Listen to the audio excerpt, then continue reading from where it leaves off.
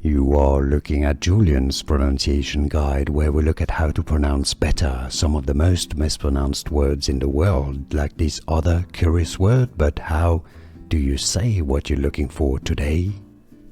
Let's learn once and for all how to pronounce this name. I know many people get confused, but it's actually pretty straightforward. There's going to be different pronunciations depending on the language, but if we're talking about the English pronunciation, well, it's pretty straightforward. It means God is gracious, comes from Hebrew.